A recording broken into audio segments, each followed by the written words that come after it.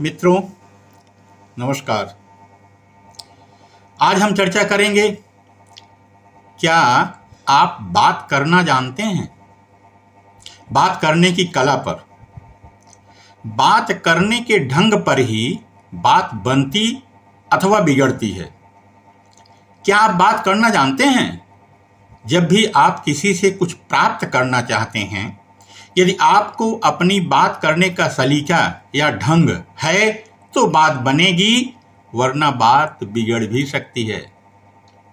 जैसे आग लगने के लिए 3 चीजें जरूरी हैं।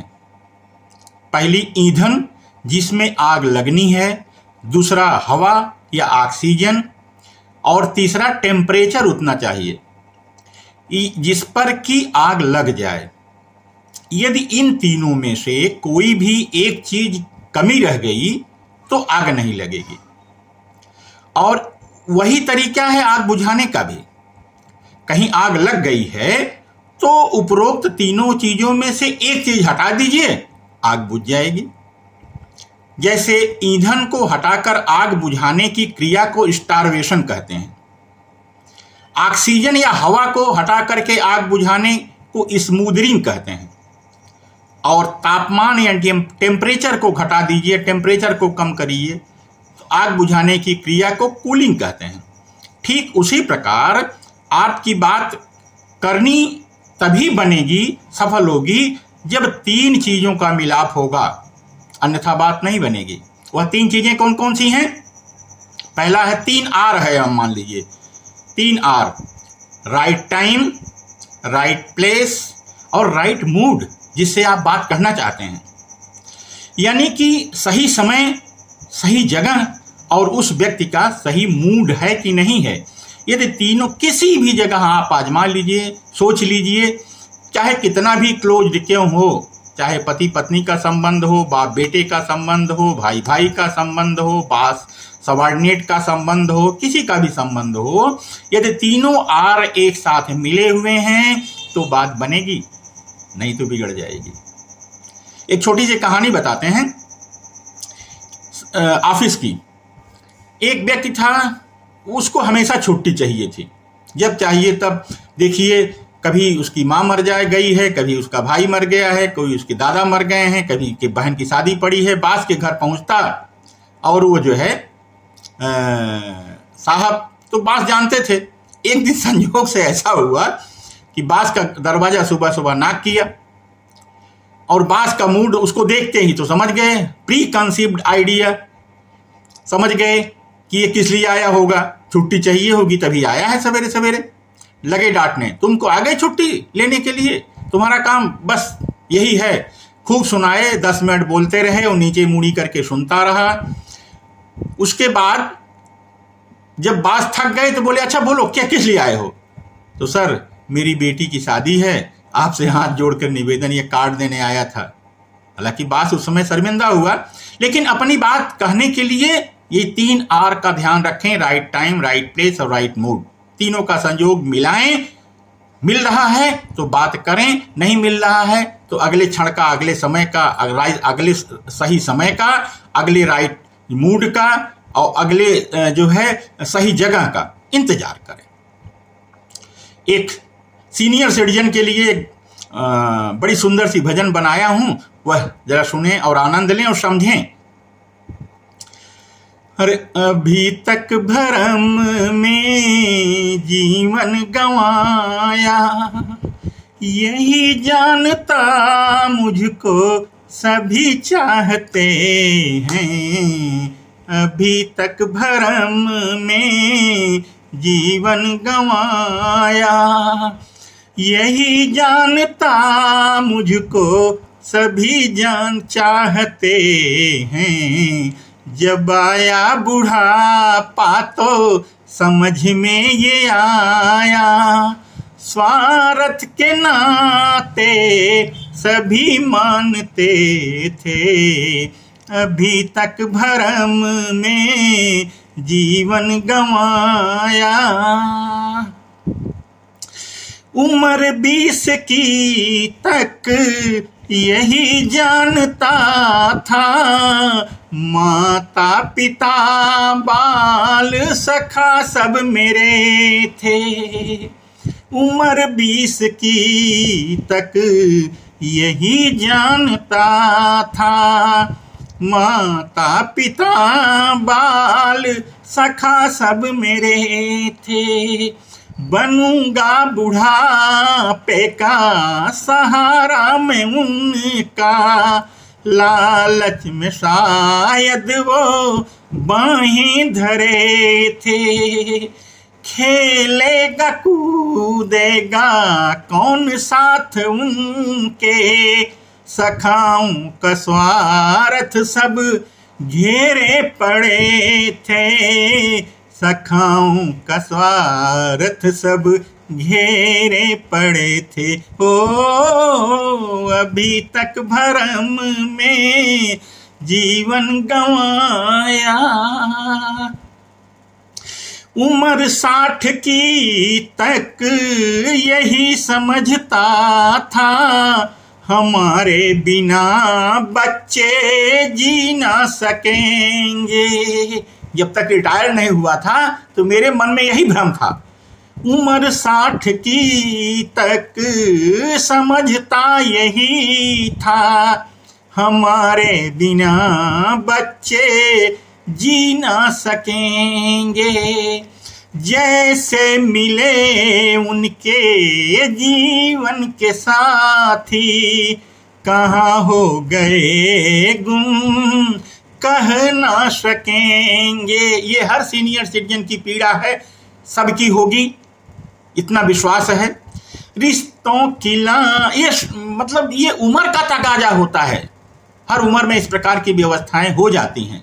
रिश्तों की लाइन लंबी लगी थी, निभाते कभी पांव थक ना सकेंगे।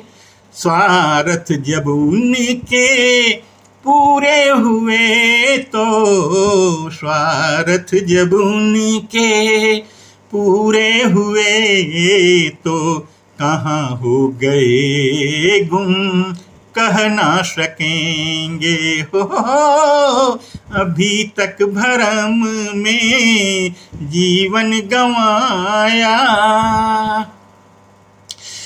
लल्लू तो कहते गुरु माता की बातें, उम्र जो बची उसको ऐसे बिताओ। लंबा था सपना पूरा जीवन तुम्हारा, सपना समझ सब उसको तुम भूल जाओ। मन ही तुम्हारा भटकता है जग में, मन ही तुम्हारा भटकता है जग में। इसी मन को अपने काबू में लाओ। सद्गुरु चरण में मन को बिठा दो तुम प्यारे, सद्गुरु चरण में मन को बिठा दो तुम प्यारे। कहाँ ठौर अपना उन्हीं सद्गुरु से पाओ। ओ भरम सारा टूटेगा सद्गुरु शरण में, भरम सारा टूटेगा सद्गुरु शरण में।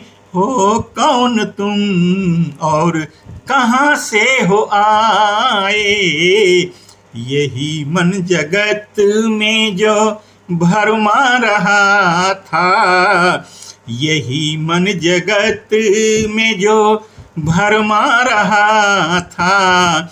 वही खोज कर तुमको रास्ता दिखाए। भरम सारा टूटेगा सद्गुरु शरण में, भरम सारा टूटेगा सद्गुरु शरण में। कौन हो तुम और कहाँ से तुम हो आए, भरम सारा टूटेगा। अब छोटी सी कहानी एक आलस्य के विषय में चर्चा कर लेते हैं। मनुष्य का सबसे बड़ा दुश्मन, शत्रु जो है, आलस्य है। जी हाँ, यही आलस्य, इससे बड़ा मनुष्य का कोई शत्रु नहीं है। इससे आपकी जान पहचान कब हुई पता नहीं। वास्तव में यह उत्तर सर्वथा सत्य है। वास्तव में जब हम कोई कर्म करते हैं तो उसके परिणाम स्वरूप दो ही बातें होती हैं, या तो हम सफल होते हैं या असफल।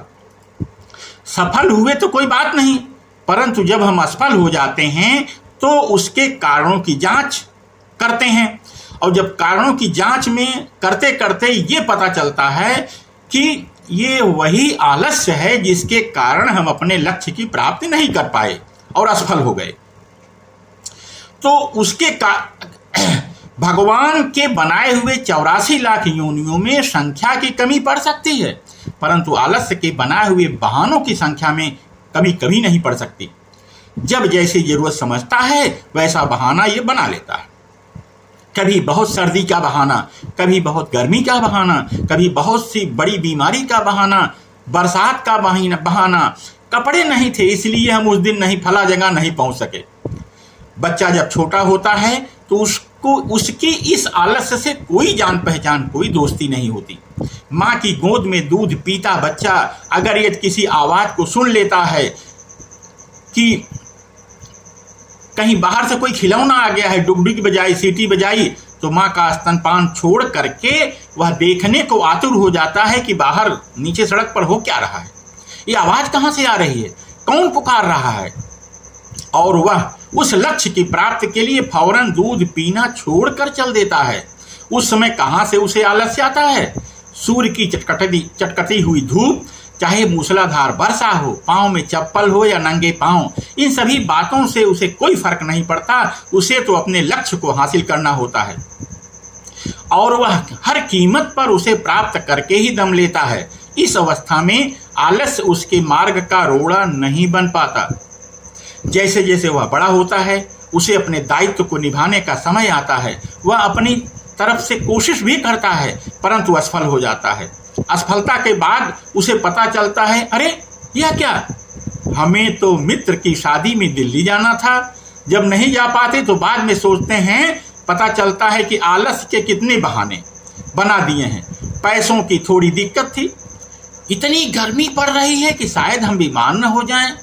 वहां जाने के लिए नए कपड़े भी तो जरूरी थे, कोई नए कपड़े ही नहीं इस समय हमारे पास हैं। माँ की तबीयत कुछ खराब चल रही है, जाना ठीक रहेगा कि नहीं रहेगा। ससुराल से साला आने वाला है, शायद आ गया तो उसकी देखभाल कौन करेगा। अच्छा, गाय बच्चा देने वाली है, उसे कौन संभालेगा। खेत की सिंचाई करना जरूरी है, नहीं तो सूख जाएगा। ट्रेन में रिजर्वेशन कंफर्म नहीं हो पा रहा है। बच्चे की परीक्षा चल रही है, उसको ट्यूशन भी पढ़ाना है। 4 दिन की छुट्टी कम से कम तो लेनी ही पड़ेगी, बॉस नाराज हो जाएंगे तब। कल रात से हल्का बुखार हो रहा है, कहीं यह ज़्यादा बढ़ गया तो लेने के देने पड़ सकते हैं। बड़ी भाभी को डिलीवरी होने वाली है, कोई घर में जिम्मेदार व्यक्ति तो होने ही चाहिए। पिताजी को रोज दवाई मैं ही तो देता हूँ, मेरे 4 दिन न रहने के बाद दवाई कौन देगा उनको। भैंस का दूध मैं ही निकालता हूँ, वह बिल्कुल बिचुक जाएगी। बच्चा फिर दूध कहाँ से पाएगा। किसान आंदोलन चल रहा है, रास्ते में ट्रेन रोकी जा रही हैं, कहीं कुछ गड़बड़ हो गया तो क्या होगा। देखा आपने, अभी तो बहाने इतने हैं कि लिखने को कागज और सुनने को कान थक जाएंगे। आप भी समझेंगे कि इस वीडियो से किस बेवकूफ से पाला पड़ा हुआ है, पता नहीं क्या क्या बकबक करता जा रहा है। इसी प्रकार हर असफलता में आलस्य के बनाए हुए बहाने सुरसा में मुंह की तरह फैलाकर खड़ा हो जाता है। चाहे वह हाई स्कूल की परीक्षा में प्रथम श्रेणी में उत्तीर्ण न हो पाना, चाहे नौकरी के लिए इंटरव्यू का मामला हो, चाहे समय पर ड्यूटी न पहुंच पाने का मामला हो, चाहे समय पर खेतों की सिंचाई न कर पाने का मामला हो, चाहे बच्चे ट्यूशन का पढ़ाने का मामला हो, चाहे ससुराल में साले की शादी में न पहुंच पाने का मामला हो, चाहे मकान निर्माण का मामला हो, अंत में चाहे रावण द्वारा स्वर्ग तक सीढ़ी लगवा देने का मामला हो। ये तो सभी जानते हैं ना, रावण के दिमाग में था कि मैं एक दिन स्वर्ग में सीढ़ी लगवा दूंगा, लोग जाना चाहेंगे तो अपना चले जाएंगे, लेकिन बस आलस्य के कारण नहीं हो पाया। जब हम असफल हो जाते हैं तो हमें पता चलता है कि हमारी असफलता का यह कारण हमारा यही जिगरी दोस्त है भाई। हाँ हाँ, दोस्त नहीं तो और क्या दुश्मन। अगर दुश्मन होता तो क्या हमें धोखा दे सकता था? दुश्मन से तो हम हमेशा चौकन्ने रहते हैं। फिर यह कैसा दुश्मन जो हमें बार बार चकमा दे जाता है। वास्तव में होना यह है कि जब हमें यह पता चलता है कि हमारी असफलता का कारण हमारा यह आलस्य है तो हम सावधान तो हो जाते हैं, बहुत ही जोश के साथ कसम खाते हैं अब इस दुश्मन को कभी भी अपने पास पटकने नहीं देंगे, चाहे जो भी हो जाए। काफ़ी सावधानी भी बरतते हैं। होता क्या है कि हम उसे सावधान रह सकते हैं जो हमें दिखाई दे। हम अपने काम में पूरी तन्मयता के साथ भिड़ जाते हैं, काम में व्यस्त हो जाते हैं, पता ही नहीं चलता कि हम कब असफल हो गए। और जब असफल हो जाते हैं तब सोचते हैं कि आखिर ये क्या हुआ, और तब पता चलता है ओ हो, ये वही दुश्मन है, यही मित्र है आलस्य, जिसके कारण से हम अब काम नहीं कर पाए। एक और छोटी सी भजन आपको सुनाते हैं मन के विषय में। ये मन का जो रूप है आलस्य, तो मन के रूप, मन कितना बड़ा विस्तार है, इसके विषय में एक भजन सुने सुंदर से। अरे कितना सूक्ष्म है मन मेरा, किस जिसमें समाया संसार, कैसे न मानूं इसको मैं निर्गुण ब्रह्म यही निराकार। कितना सूक्ष्म है मन मेरा, जिसमें समाया संसार, कैसे न मानूं इसको मैं निर्गुण ब्रह्म यही निराकार। कैसे न मानूं इसको मैं निर्गुण ब्रह्म यही निराकार। मन के जीते जीत होती, मन के हारे होती हार, मन के माध्यम से ही भगवन जीव की सुनते पुकार। मन के जीते जीत होती, मन के हारे होती हार, मन के माध्यम से ही भगवन जीव की सुनते पुकार। जैसी मति गति अंत वैसी जीव का अगला दुआर। कैसे न मानूं इसको मैं निर्गुण ब्रह्म यही निराकार। कितना सूक्ष्म है मन मेरा, जिसमें समाया संसार, कैसे न मानूं इसको मैं निर्गुण ब्रह्म यही निराकार। मन ही कारण दुर्गुणों का, मन ही धरता सचिरा। मन ही कारण दुर्गुणों का, मन ही धरता सचिरा। सेवक बन आबाद करता, स्वामी हो करता तवा। स्वयं को जिसने है पहचाना, उसका हो गया बेड़ा पार। आत्मज्ञान बिना नर भटके, मानव काशी मथुरा द्वार। कितना सूक्ष्म है मन मेरा, जिसमें समाया संसार। कैसे न मानूं इसको मैं निर्गुण ब्रह्म यही निराकार। लल्लू तो कहते वही सब, माँ गुरु ने जो कहा। बंद करो या खोलो ताला, एक ही चाबी लगा। लल्लू तो कहते हैं वही सब, माँ गुरु ने जो कहा। बंद करो या खोलो ताला, एक ही चाबी लगा। मोड़ लो स्वामी से सेवक, मन कराए भव से पार। जग में जीवन सुखमय बीते, छूटे 84 संसार। कितना सूक्ष्म है मन मेरा, जिसमें समाया संसार। कैसे न मानूं इसको मैं निर्गुण ब्रह्म यही निराकार। कैसे न मानूं इसको मैं निर्गुण ब्रह्म यही निराकार। जय जय श्री गुरुदेव।